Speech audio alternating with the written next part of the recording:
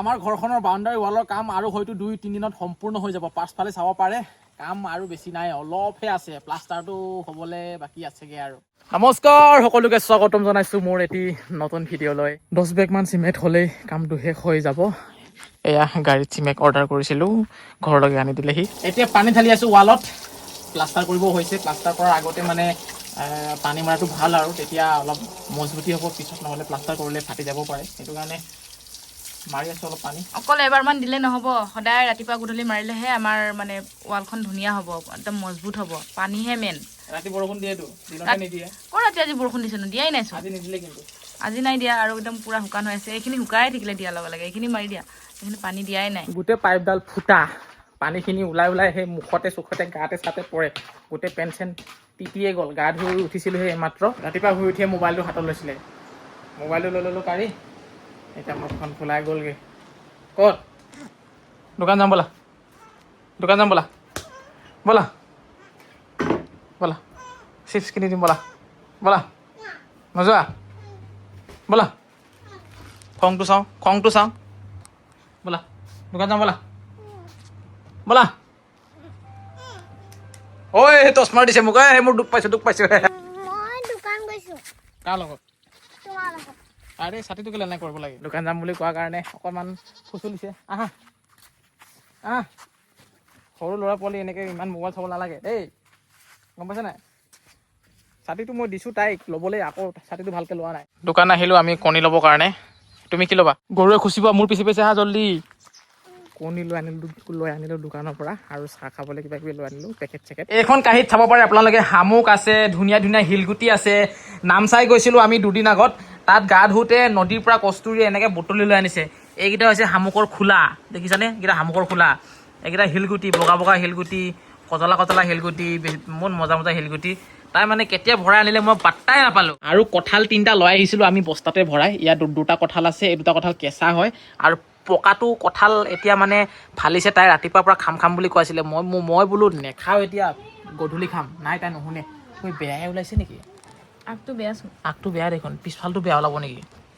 ইয়াৰ আগত খোৱা কঁঠাল চেলেঞ্জটো বেয়া আছিলে, এইটোও বেয়াই নেকি? এইটো বেয়া ওলালে, কিন্তু এইটো এটা পকা। এনেকৈ টেপি চাইছোঁ, পূৰা সোমাই গৈছে। সেইটো কাৰণে জীৱনত যিকোনো বস্তুৰে যিকোনো ক্ষেত্ৰতেই ছেকেণ্ড অপশ্যন থাকিব লাগে।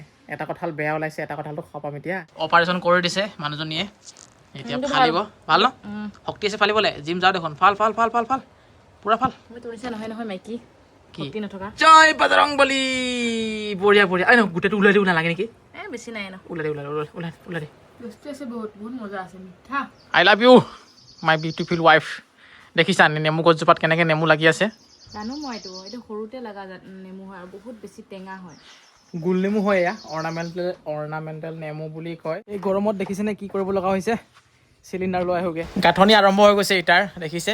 কেতিয়া যে কামটো শেষ হ'ব, চাওঁতে আমনিয়ে লাগি গৈছেগৈ আৰু। বাহ, চিলিণ্ডাৰ বুকি বডি বনি গৈছে দেই।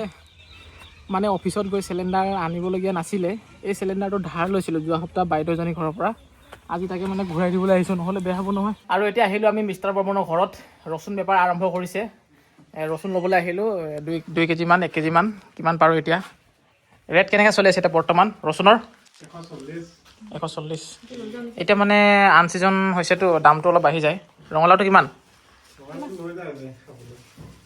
ৰঙালাওটো গিফ্ট নেকি? দোকান কেনেকুৱা চলিছে আজিকালি? বহুতে কৈ আছে বৰ্মন ক'ত গায়ব হৈ গ'ল বুলি। ভিডিঅ' দিয়া নাই যে।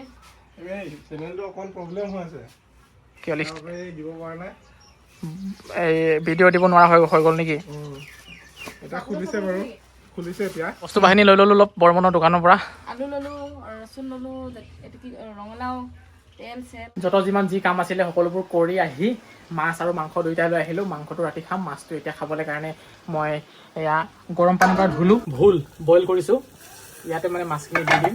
আজি মাছ বইল খাম মানে ভোলৰ লগত। এই 2 পিচটো কচুৰ কাৰণে ফ্ৰাই কৰিছোঁ, আৰু ইয়াত মই এনেকৈ আমাৰ কাৰণে ডাইৰেক্ট ঢালি দিছোঁ কেৰাহীতে। এয়াই হৈছে মনোজ ভাইৰ বইল বনোৱা ষ্টাইল। ধুনীয়া গোন্ধাবৰ কাৰণে এই দি দিছোঁ কিবা নৰসিংহ পাত। এয়া হৈছে মোৰ ভাতৰ কাঁহী, নেমু, ভোট জলকীয়া আচাৰ, কুন্দুলি ভাজি আৰু মাছ বইল। এনেকৈ গৰম হ'লে বইল খাই ভাল লাগে, তেল মছলা খাবলৈ একদম ইচ্ছা নাযায়। আৰু মই এনেও বইলটো ভালে পাওঁ বাৰু, মোক যদি বনাবলৈ দিয়ে, পাকঘৰত সোমাবলৈ দিয়ে, মই বইলে বনাওঁ। মই ভবাতকৈ বহুতেই বেছি খৰচা হ'ল কামখিনিত। ভাবিছিলোঁ 1 লাখ মান টকাৰ ভিতৰত কামখিনি সম্পূৰ্ণ কৰিব পাৰিম, সম্পূৰ্ণ গেট ছেট লগাই। কিন্তু কামটো আৰম্ভ কৰাৰ পাছতহে দেখা পালোঁ যে খৰচা দেখোন বহুত, আৰু মাজতে পইচা অসুবিধা হ'ল, সেইবাবে কামটো অলপ ৰখায়ো দিছিলোঁ।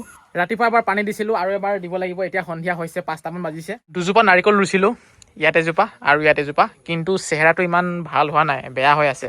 আপডালো ইমান কৰা হোৱা নাই, সাৰ পানী ইমান দিয়া হোৱা নাই। যেতিয়া ৰুইছিলোঁ তেতিয়াই সাৰ দিয়া, তাৰপিছত সাৰ পোৱাই নাই। সেইটো কাৰণে কাম চামবিলাক শেষ হৈ লওক, তাৰপিছতে ধুনীয়াকৈ ইয়াত মাটি পেলাম, ফুল চুল ৰুম বুলি ভাবিছোঁ, ইয়াত বাগানবিলাক ৰুম বুলি ভাবিছোঁ। ধুনীয়াকৈ যাতে ৱালৰ পিছফালে, মানে ৱালৰ আগফালে যাতে ওলমি ওলমি থাকে, কোনোবা আহিলে যাতে ফটো ৰিল মাৰিব পাৰে, ভাল লাগিব আৰু তেতিয়া।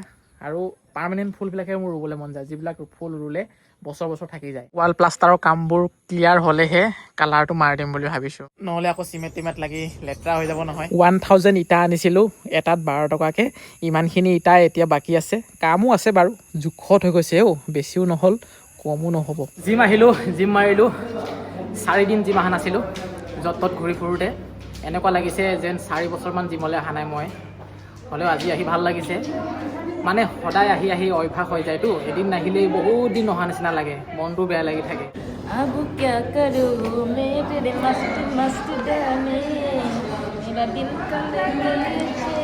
জিমৰ পৰা ওলাই দোকানত সোমাইছোঁ, অলপ বস্তু বাহিনী লওঁ বুলি, ঘৰৰ কাৰণে। শাক পাচলি নহয় আৰু গেলামাল বস্তু। ইমানকৈ চাই আছে যে কণীকেইটা লৈ লওঁ না, ইমান চিন্তা কৰিব নালাগে। গৰম দিনত কণী বেয়া হয়, সেইকাৰণে চাব লগা হয় এনেকৈ। এটা বেয়া অভ্যাস আছে জোনমণিৰ, দোকানলৈ আহিলে ল'ব নলগীয়া বস্তুটো লওঁ কৰে। চাউল ল'ম বুলি কৈছিলে, দামী চাউল লৈ বোলে, দামী চাউল খায়। মই কৈছোঁ দৰকাৰ নাই, লোকেল চাউল আছে, সেইটোৱে খাম ঘৰত। জিমৰ পৰা আহি গা পা ধুই এতিয়া মই ভাত খাবলৈ ভাতৰ কাঁহী হাতত লৈছোঁ। কোমোৰা আৰু ব্ৰইলাৰ মাংস, বাকী এয়া পিঁয়াজ জলকীয়া নিমখ থাকে আৰু ইয়াকে খাওঁ। জিম যাওঁতে আজি ৰাস্তাত বহুত ডাঙৰ ঘটনা এটা হ'ল, কৈ আছোঁ বাৰু। ভাত পানী খাই এতিয়া এয়া বাহিৰতে বহি আছোঁ চোতালত, চকী এখন লৈ। এই বছৰ মানে তেনেকৈ বাহিৰত বহাই নাছিলোঁ, আজি প্ৰথম বহিছোঁ। আগতে বাহিৰতে বহি থাকোঁ, গৰমৰ ভিতৰত শুব নোৱাৰি। এতিয়া ঘটনাটো কৈ আছোঁ মই, কি হ'ল। জিম যাবলৈ ঘৰৰ পৰা ওলাইছিলোঁহে, ওলাই পিনে গেটৰ পৰা 100 মিটাৰমান গ'লোঁ। যোৱাৰ পাছত এনেকুৱা ডাঙৰ এটা সাপ মানে ৰাস্তাত দেখা পালোঁ নহয়। সেইটো ইমান ডাঙৰ, ভয় লাগিছে মোৰ।